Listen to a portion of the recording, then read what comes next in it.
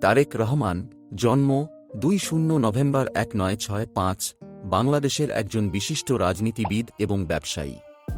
তিনি সাবেক রাষ্ট্রপতি জিয়াউর রহমান ও সাবেক প্রধানমন্ত্রী খালেদা জিয়ার জ্যেষ্ঠ পুত্র। বর্তমানে তিনি বাংলাদেশ জাতীয়তাবাদী দলের বিএনপি ভারপ্রাপ্ত চেয়ারম্যান হিসেবে দায়িত্ব পালন করছেন। তারেক রহমান ১৯৬৫ সালের ২ নভেম্বর জন্মগ্রহণ করেন। তিনি BAF Shaheen college, Saint Joseph college, Dhaka residential model college এবং আদমজী ক্যান্টনমেন্ট কলেজে পড়াশোনা করেন।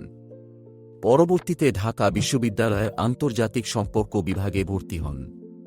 তারেক রহমান বিএনপির বগুড়া কমিটির সদস্য হিসেবে রাজনৈতিক জীবন শুরু করেন।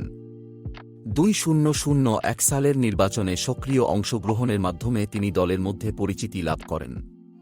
২০০২ সালে বিএনপির জ্যেষ্ঠ যুগ্ম মহাসচিব হিসেবে দায়িত্ব গ্রহণ করেন এবং দেশব্যাপী দলের নেতাকর্মীদের সাথে মতবিনিময় শুরু করেন।